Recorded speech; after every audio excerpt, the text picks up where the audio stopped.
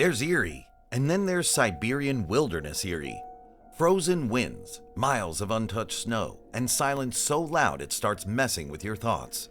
It's the kind of place where compasses glitch, and if you scream, only the mountains answer back. Years ago, 9 experienced mountaineers, all young, prepared, and driven by adventure, visited the icy depths of the Ural Mountains. It began as an ordinary hike, but what they found, or what found them, has haunted history ever since. No one expected that their names would end up in conspiracy forums, government reports, and decades of unanswered questions. Because what happened on that snowy slope in 1959 still doesn't make sense. More than a mystery, the Dyatlov Pass incident is the kind of case that keeps experts up at night. Let's start at the beginning, before the snow swallows the truth whole. Before this became one of Russia's most disturbing cold cases, it was just a group of friends planning a winter adventure. Most were students or recent graduates of the Ural Polytechnical Institute, specializing in engineering, radio science, and physics. In other words, not exactly the type to get spooked by the dark. The group was led by 23-year-old Igor Dyatlov, a well-liked student known for his discipline and planning skills. He was chasing a Grade 3 certification, the highest level in Soviet trekking at the time.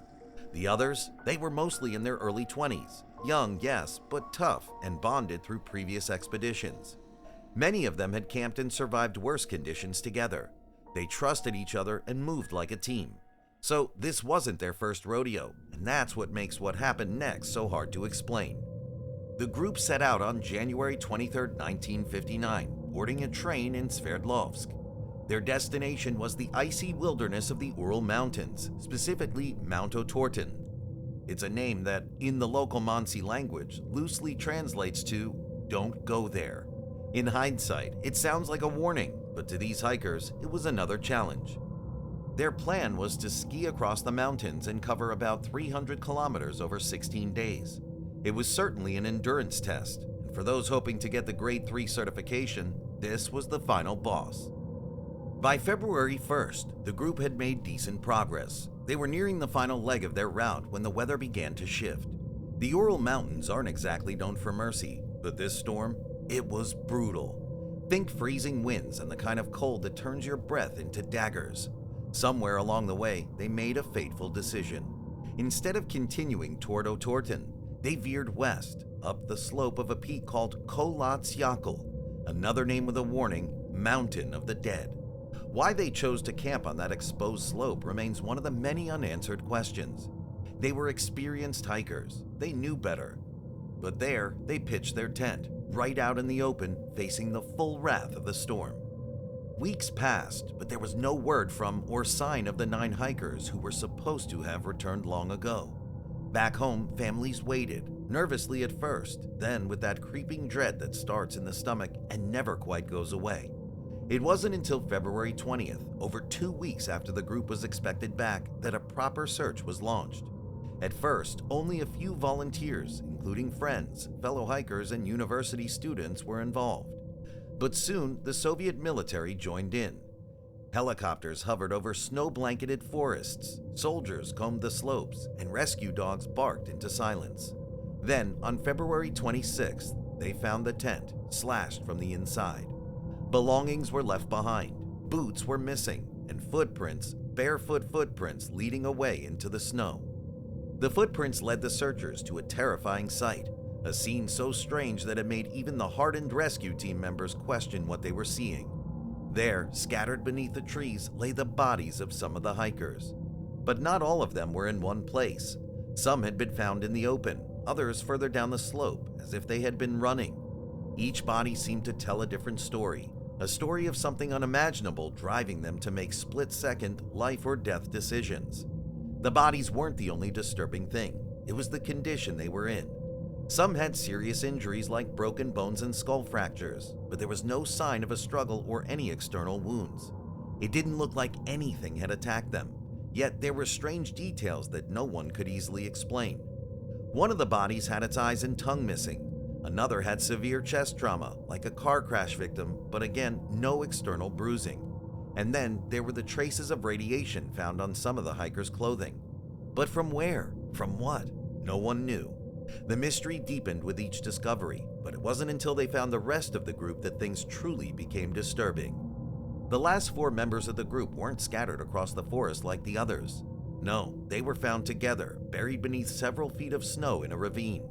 Their positions were even stranger, almost as though they'd been pulled down there, not by the force of nature, but by some unseen hand. Upon closer inspection, the bodies revealed even more unsettling details. One hiker, Georgi, was found with his hands frozen in a position as if he'd been trying to protect himself from something or someone. Another, Semyon, had a gruesome gash on his head. But the most disturbing aspect of their discovery was that they'd been partially dressed. Their shoes were missing, their clothing was torn and disheveled, as if they'd been in a frantic rush to escape something. And then there were the bizarre injuries. Ludmila's body was found with a horrific wound to the chest, almost as though she'd been struck with a sharp, heavy object. Yet no one knew what could have caused this kind of wound. There were no weapons or signs of any sort of attack. At this point, the entire thing left everyone questioning. How did the hikers die? Why were they in such a state of chaos? What were they running from? Like any great enigma, the Dyatlov Pass incident has spawned countless theories. Some are plausible, others not so much. But when facts are few and far between, the imagination tends to fill in the gaps with all sorts of wild ideas. So let's break down the major theories that have been tossed around over the years. 1. The avalanche theory. The most widely accepted theory is that an avalanche occurred. In this scenario, an avalanche trapped the hikers inside their tent, forcing them to cut their way out in a panic, barefoot and without proper gear. They scrambled in a frenzy to escape, only to be overwhelmed by the falling snow. But the thing is, there were no signs of an avalanche near the site, and according to some experts, an avalanche would have likely been much more obvious. The hikers' tent didn't appear to have been crushed by snow. And then there's the fact that the injuries sustained by some of the hikers were far too severe for an avalanche. Broken ribs and, in one case, a missing tongue. That's a far cry from a snowslide, wouldn't you say? 2. The Yeti Bigfoot theory. The Yeti is a massive, mysterious creature of myth said to haunt the icy peaks of Siberia. While this theory might sound more like a tall tale than a credible explanation, some believe it could be the answer to the baffling deaths at Dyatlov Pass. Here's how it goes.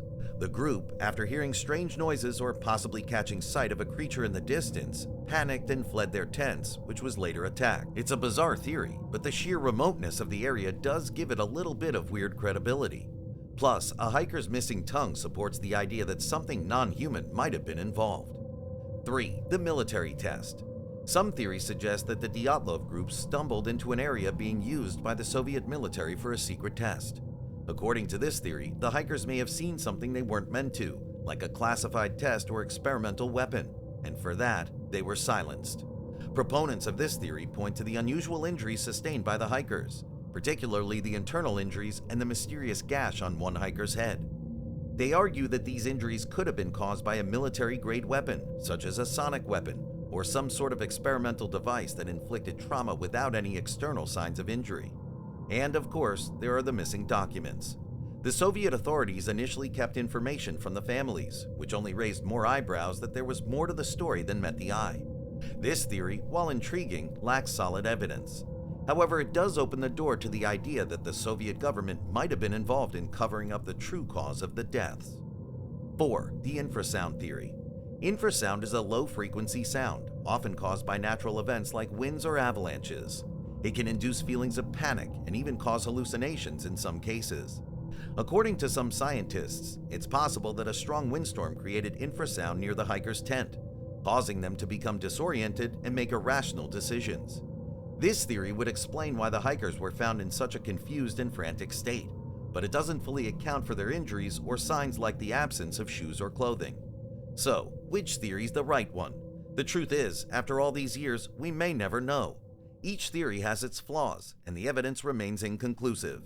What we do know is that the Dyatlov Pass incident continues to haunt the minds of those who are fascinated by the unknown. It's an enduring mystery, one that may never be solved, but will always stir curiosity.